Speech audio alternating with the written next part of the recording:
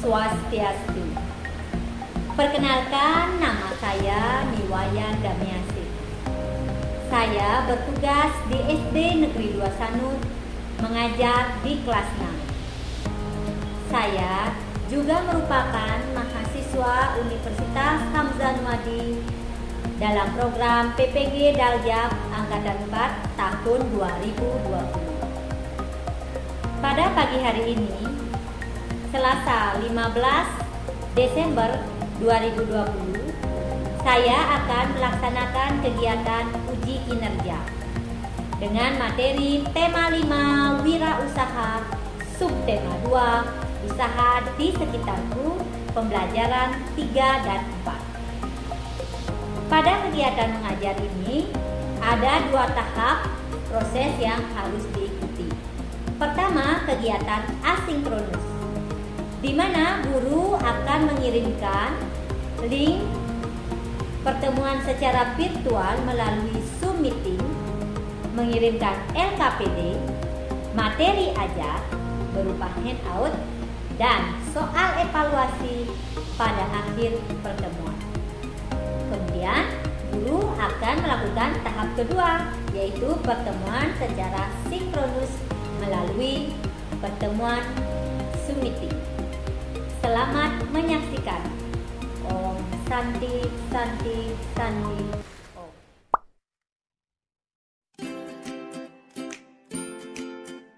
Halo anak-anak, selamat pagi. Pagi. Iya.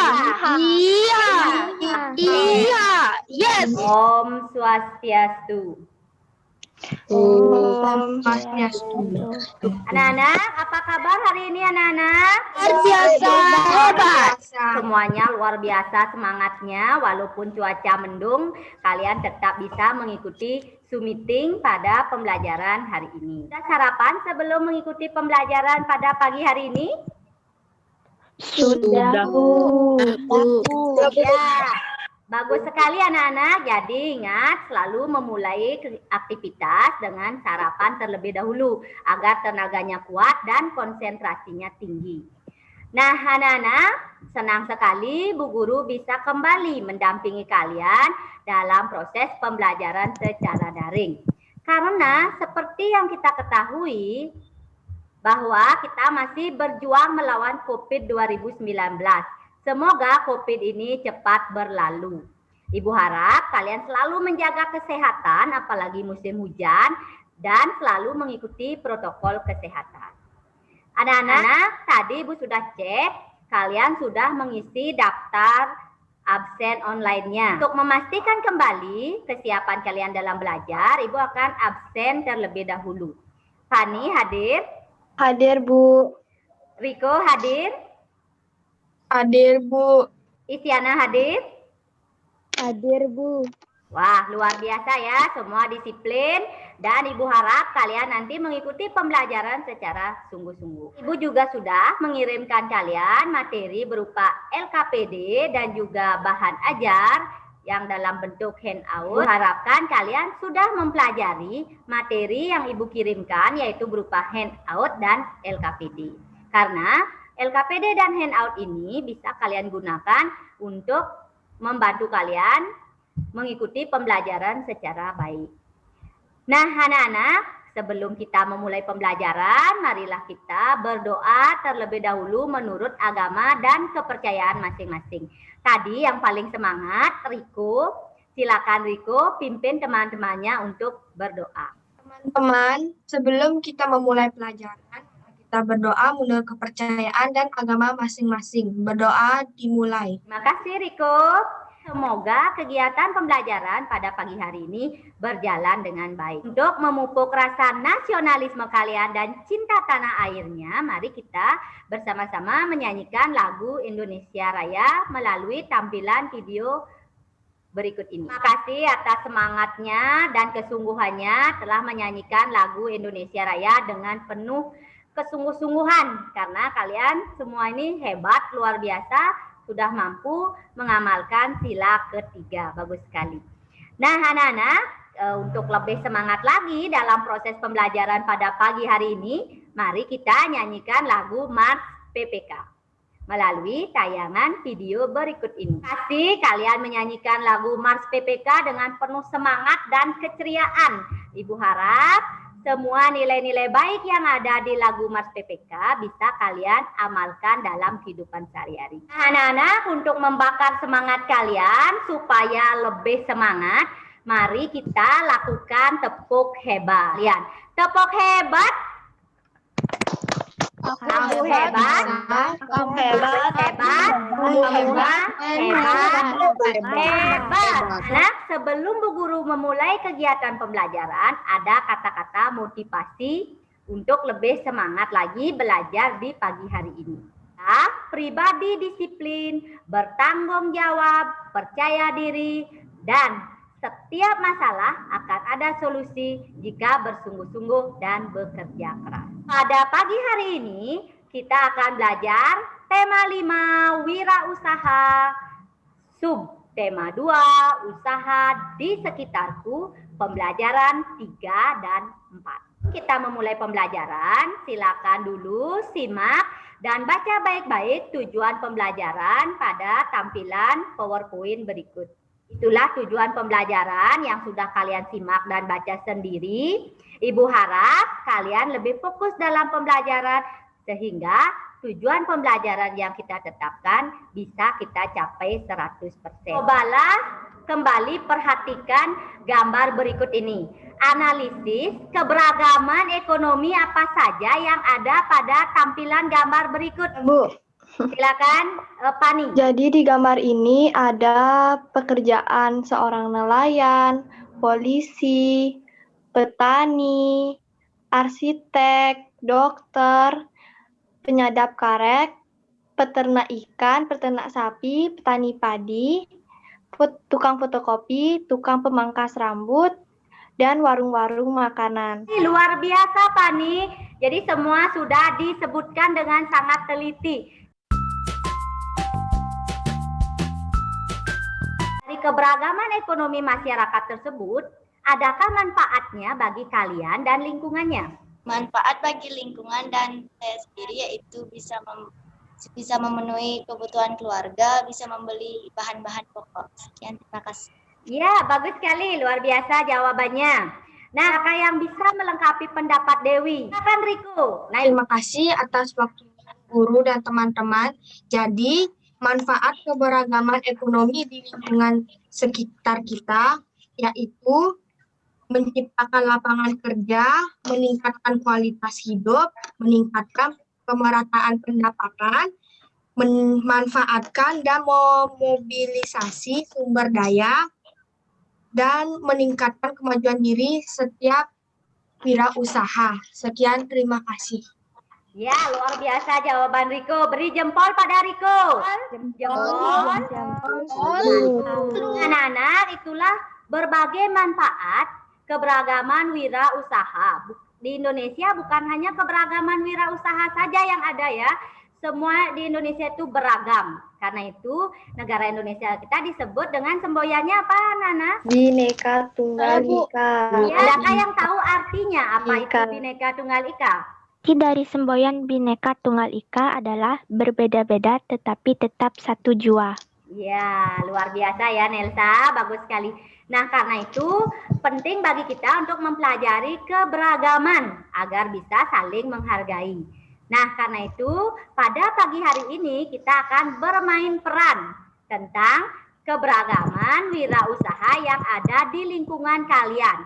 Silakan kalian lihat buku halaman 159 hingga 161. Kemarin Ibu sudah tugaskan kalian untuk membentuk kelompok. Kira-kira kelompok siapakah yang mau memerankan dari tokoh Udin, Pak Gino, kemudian Siti, dan Edo. Karena kelompok Isyana sudah siap, mari kita dengarkan dan simak bagaimana cara kelompok Isyana memainkan peran Pak Gino, Udin, Siti, dan Edo. Silakan Isyana. Swastiastu. Sebelumnya terima kasih atas waktunya teman-teman dan Bu Guru. Kelompok kami ada 4, yaitu Dayumani, Isyana, Nelsa, dan Galih. Kelompok kami akan membacakan dialog tentang Udin, Pak Gino, Siti, dan Edo. Silakan dimulai perannya masing-masing ya, Ibu bacakan narasinya. Suatu sore, Udin dan teman-teman berkesempatan bertamu dengan Pak Gino. Beliau adalah seorang tokoh wirausahawan sukses yang sederhana dan suka berbagi ilmu. Beliau memulai usaha mainan kayu edukatif beberapa tahun yang lalu.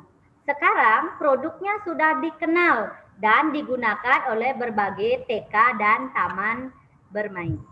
Silakan dimulai perannya masing-masing. Pak Gino, aku sangat kagum dengan produk buatan Pak Gino.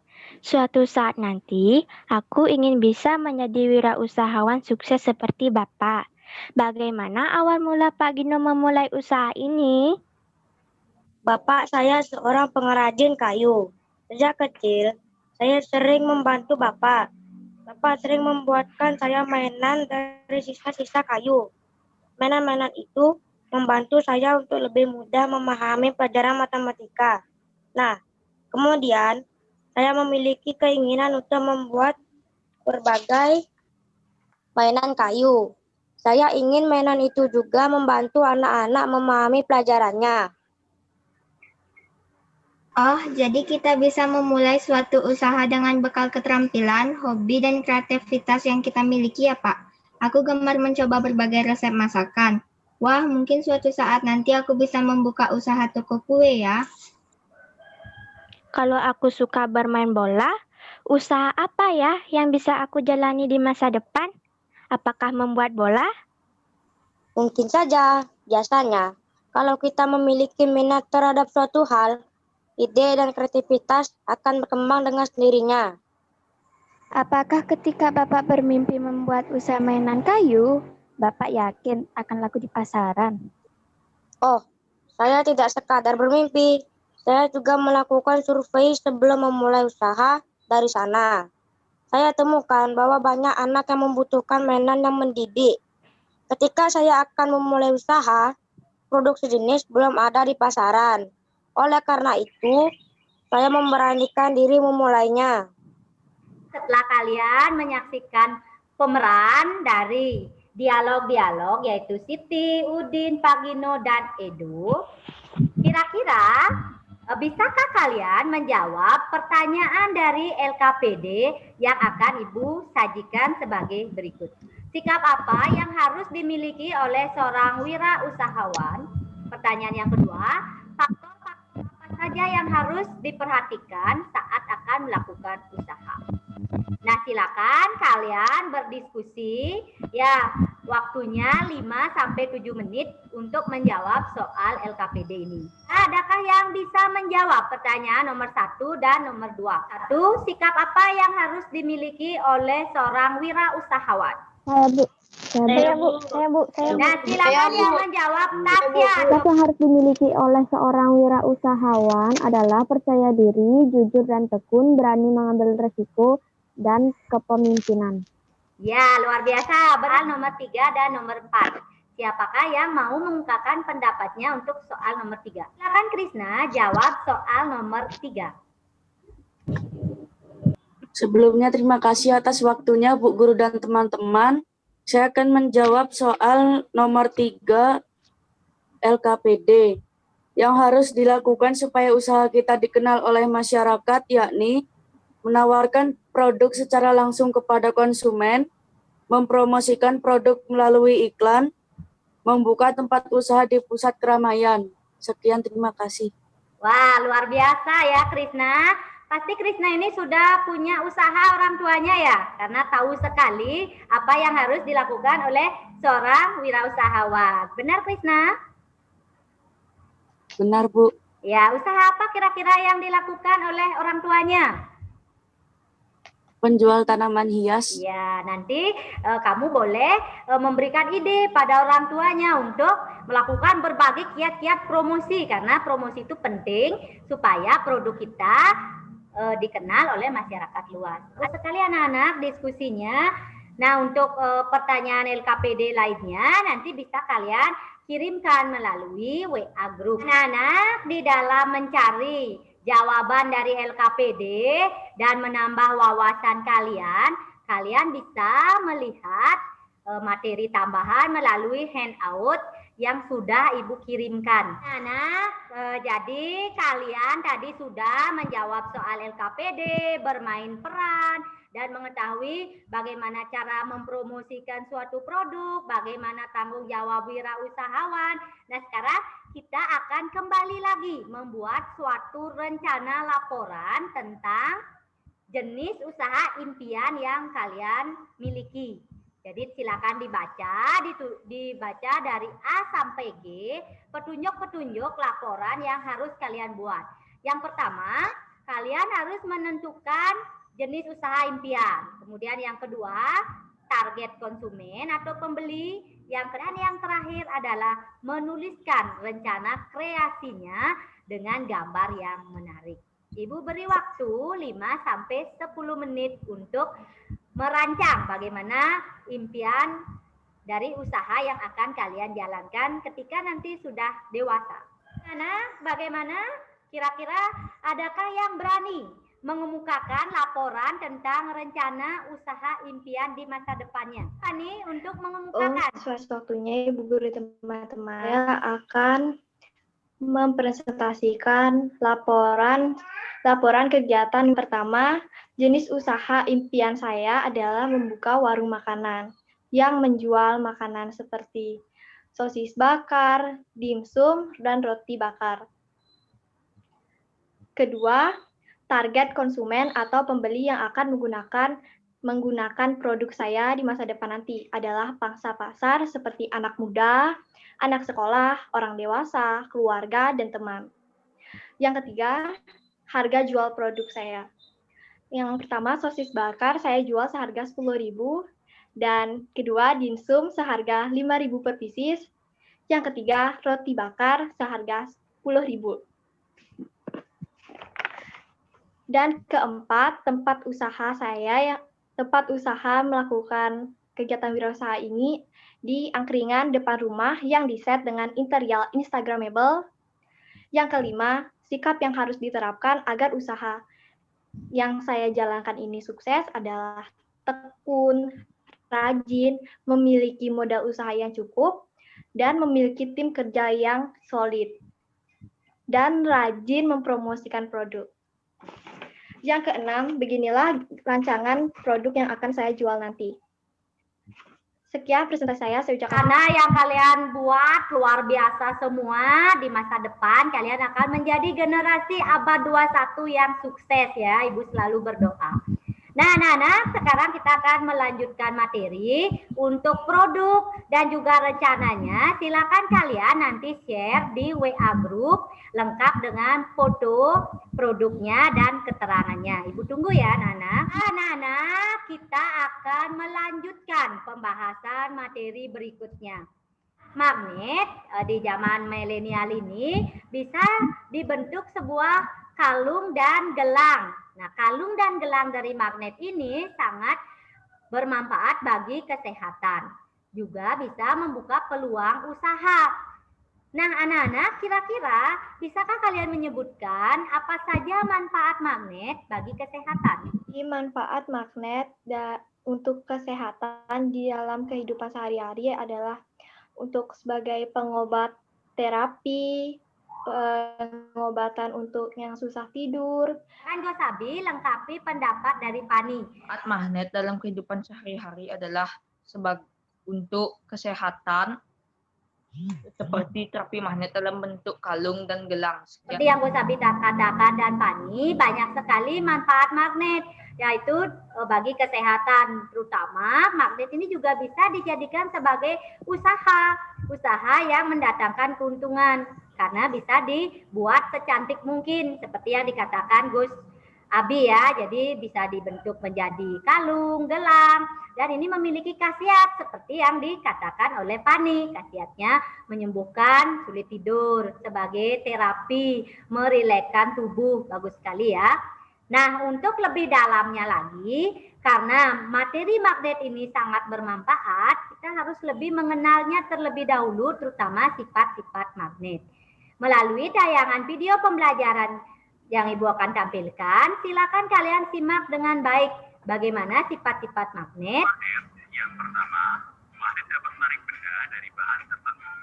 Yang kedua, magnet mempunyai dua kutub, yakni kutub utara dan Tadi sudah menyaksikan video pembelajaran tentang sifat-sifat magnet. Nah, sekarang coba kita perhatikan kembali soal LKPD yang akan Ibu sajikan. Jenis dan sifat magnet yang kamu ketahui. Kemudian yang nomor 2, sebutkan contoh-contoh benda-benda magnetis dan non-magnetis. Sifat apa saja yang dimiliki oleh magnet? Nah, silakan Dayumani. Ini saya akan menjawab pertanyaan bentuk-bentuk dan sifat-sifat magnet yang saya ketahui. Bentuk-bentuk magnet yang saya ketahui, yang pertama magnet batang, yang kedua magnet silinder, yang ketiga magnet jarum. Sifat-sifat magnet yang saya ketahui adalah magnet hanya dapat menarik benda tertentu, yang kedua gaya magnet dapat menembus benda, yang ketiga magnet mempunyai dua kutub, yaitu kutub utara dan kutub selatan. Yang keempat, apabila kutub magnet yang sejenis didekatkan, kedua kutub akan saling tolak-menolak. Sekian, terima kasih. Jawabannya. Sekarang silakan Isyana lengkapi jawaban dari Dayumanik. Kira-kira sifat-sifat apa yang dimiliki oleh magnet? Sebelumnya terima kasih atas waktunya Bu Guru dan teman-teman. Saya akan melengkapkan jawaban dari Dayumanik. Bentuk-bentuk dan sifat magnet yaitu bentuk magnet, magnet batang, magnet silinder, magnet jarum, magnet magnet cincin, magnet Bentuk-bentuk dan sifat magnet yang saya ketahui adalah bentuknya magnet batang, magnet silinder, magnet jarum, magnet magnet radam, magnet cincin, magnet keping. Sifat-sifat magnet yaitu dapat menarik benda dari bahan tertentu. Yang kedua, mempunyai dua kutub. Yang ketiga, gaya magnet dapat menembus penghalang. Yang keempat, saat kedua kutub yang sama didekatkan, maka keduanya akan tolak-menolak. Sebaliknya, jika kutub yang berbeda didekatkan, maka keduanya akan tarik-menarik. Yang kelima, sifat kemagnetan dapat melemah atau hilang. Sekian, terima kasih. Nah, kita akan menjawab pertanyaan LKPD nomor 2, yaitu contoh-contoh benda magnetis dan non-magnetis. Ibu mulai dari Riko. Silakan Riko. Sebelumnya, terima kasih atas waktunya, Bu Guru. Jadi, benda magnetis, contoh-contoh benda magnetis yang ada di lingkungan sekitar kita adalah yang pertama paku. Ya, lanjut Nelsa. Contoh-contoh benda magnetis yang kedua adalah peniti. Silakan dilanjutkan Fani. Contoh-contoh benda magnetis adalah penjepit kertas. Saya akan merangkum contoh benda magnetis dan benda non-magnetis, yaitu benda magnetis, paku, gunting, dan penjepit kertas. Benda non-magnetis, kayu, batu, dan sisir. Sekian, terima kasih. Luar biasa ya jawaban Kadek Santi. Di kemarin pada pembelajaran tema 5, subtema 2, pembelajaran 1, kalian sudah ditugaskan untuk melakukan percobaan sederhana, yaitu membuktikan benda magnetis dan non-magnetis. Adakah yang mau mempresentasikan hasil percobaan yang telah kalian buat? Kan Riko, dipresentasikan hasil percobaannya. Ini saya akan mempresentasikan tentang hasil percobaan benda magnetis dan non-magnetis. Tujuan percobaannya yaitu mengidentifikasi benda magnetis dan non-magnetis. Alat dan bahan yang saya gunakan yaitu magnet, pensil, peniti, karet gelang, paku, penjepit kertas, sisir, gunting, batu, kayu, daun, kertas, dan kaca.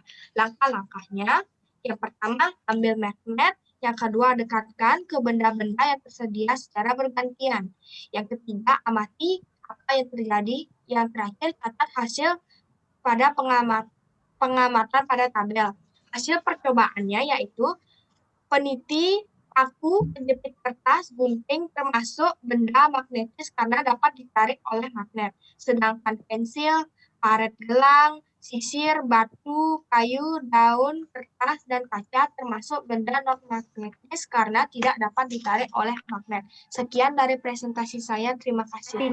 Sekarang silakan Krisna tanggapi presentasi apa hal-hal penting yang disampaikan oleh Riko. Terima kasih atas waktunya Bu Guru dan teman-teman.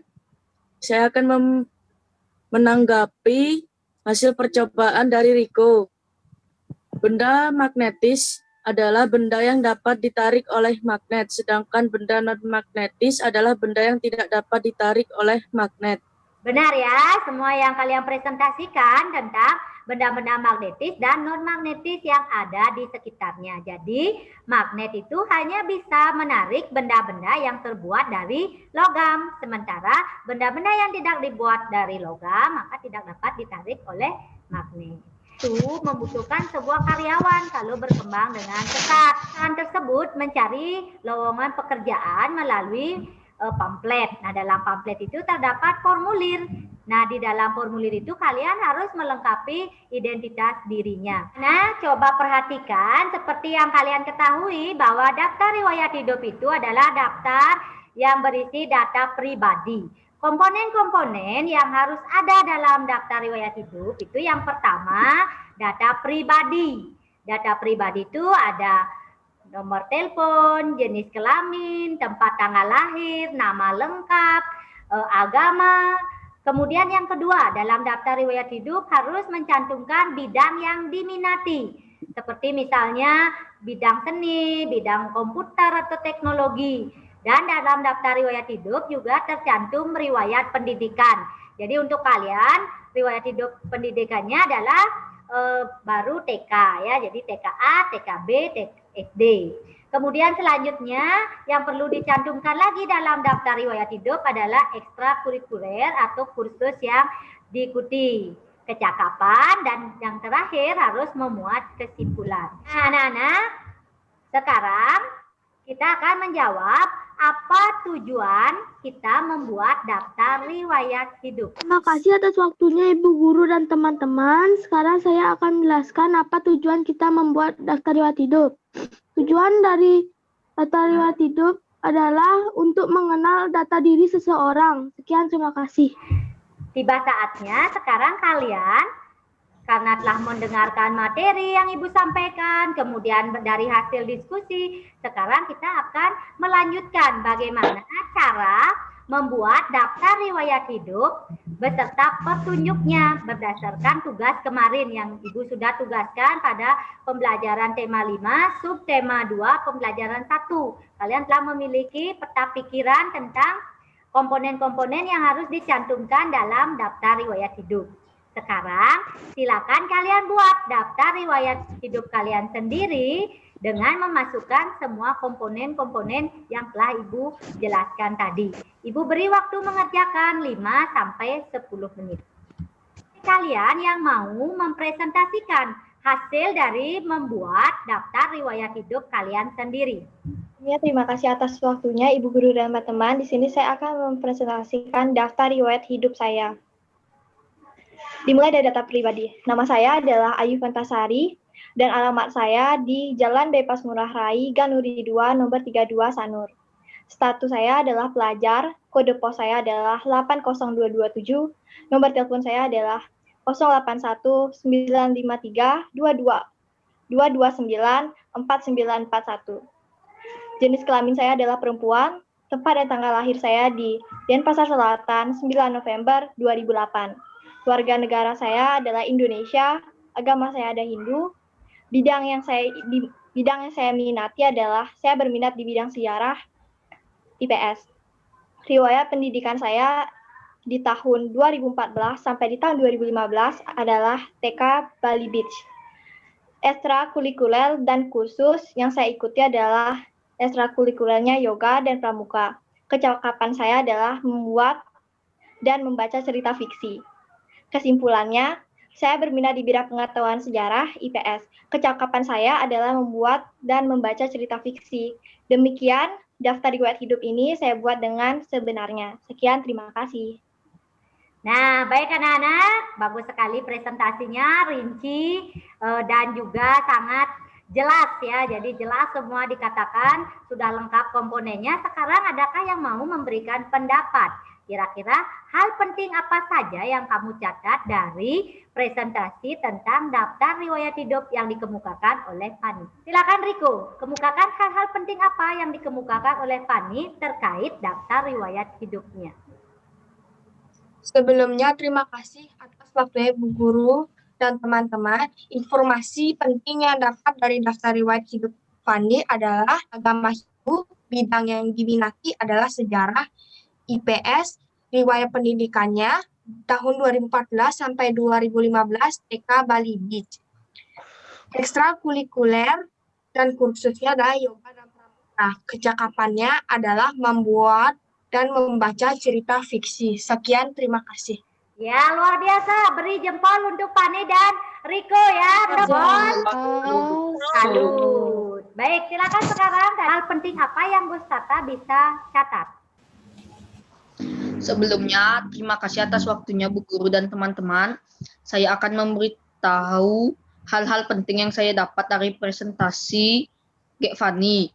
Ekstrakurikuler dan kursus yang diikuti oleh Gek Fani adalah yoga dan pramuka. Sekian, terima kasih. Ya, tepuk tangan ya. Semangatnya luar biasa untuk kita semua ya.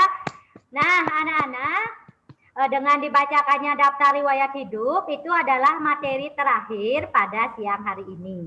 Ibu sangat apresiasi ya, semangatnya luar biasa, disiplinnya luar biasa sekali.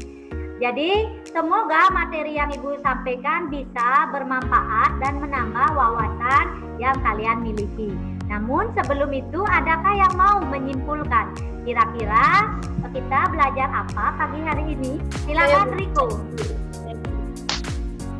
Sebelumnya, terima kasih atas waktunya Bu Guru dan teman-teman. Jadi, dari pembelajaran hari ini, kita telah mempelajari bermain peran dengan topik wirausaha, cara memperkenalkan produk usaha kita di masyarakat, manfaat keberagaman wirausaha, presentasi tentang usaha impian di masa depan, mengidentifikasi benda-benda magnetis dan non-magnetis, membuat daftar riwayat hidup. Sekian, terima kasih. Luar biasa Riko ya. Jadi sangat perhatian dari awal sampai akhir, rinci sekali ya. Tepuk tangan untuk Riko ya.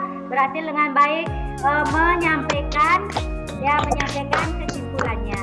Terima lebih dalam lagi menguasai materi tentang daftar riwayat hidup, tentang sifat-sifat magnet, tentang usaha yang ada di sekitar kita dan keberagamannya. Ibu akan memberikan kalian soal evaluasi sebagai berikut. Berikut adalah salah satu contoh soal. Silakan, adakah yang mau menjawab pertanyaan dari soal evaluasi ini? Terus Abi mencoba menjawab soal evaluasi nomor 1. Sebelumnya, terima kasih atas waktunya Bu Guru dan teman-teman. Saya di sini akan menjawab soal evaluasi yang diberikan oleh Bu Tami. Nomor 1, jawabannya C, 3 dan 5. Baik, Ibu akan simpan jawabannya terlebih dahulu. Berikutnya, nomor 2, adakah yang mau menjawab soal evaluasi nomor 2? Silakan, Yandan. Sebelumnya, terima kasih atas waktunya Bu Guru dan teman-teman. Saya akan menjawab soal evaluasi nomor 2. Sikap Pak Wowo terhadap keberhasilan Pak Joko adalah D, meneladani keberhasilan Pak Joko.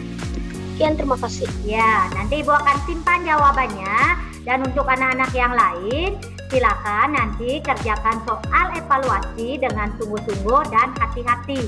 Karena setiap butir soal memiliki nilai. Dan sebelum Ibu menutup pembelajaran pada pagi hari ini, adakah yang mau menyampaikan hal-hal menarik apa yang kamu pelajari hari ini dan pada bagian mana mengalami kesulitan? Atas waktunya Bu Guru dan teman-teman, pelajaran yang sangat menarik bagi saya adalah usaha impian, laporan usaha impian. Jadi saya bisa mengetahui usaha impian teman-teman. Pelajaran yang paling sulit bagi saya di sifat-sifat magnet. Sekian, terima kasih. Ya, luar biasa ya dari ini. Berdasarkan hasil evaluasi yang sudah kalian kerjakan pada Google Form, hasilnya luar biasa bagus. Rata-rata sudah lulus, bisa mencapai nilai ketuntasan. Bagi yang belum mencapai nilai ketuntasan, Ibu harap belajar lebih giat. Tidak ada manusia bodoh, yang ada manusia malas. Mari berjuang melawan kemalasan. Siap anak-anak? Siap. Bagus sekali, luar biasa semangatnya. Untuk menutup perjumpaan kita pada pagi hari ini, yang memimpin doanya adalah Gus Tata. Gus Tata, silakan dipimpin doanya. Sebelum kita mengakhiri kegiatan Zoom ini, sebaiknya kita berdoa menurut kepercayaan dan agama masing-masing. Berdoa mulai. Terima kasih Gus Tata telah memimpin doa untuk menutup pembelajaran. Materi yang akan Ibu sampaikan pada pertemuan berikutnya adalah tema 5, subtema 2, pembelajaran 5. Jadi ingat, pelajari terlebih dahulu di rumah supaya nanti diskusinya lebih menarik lagi. Dan silakan rapikan semua perlengkapan belajarnya karena hari ini kita akan mengakhiri pembelajaran yang ceria dan penuh semangat ini. Nah, anak-anak, untuk lebih semangat kalian belajar di rumah, mari kita tepuk stres agar tidak stres nanti belajar di rumah, agar lebih semangat dan lebih ceria. Stres. Aku anak pintar, kamu anak pintar, dia suka nyontek,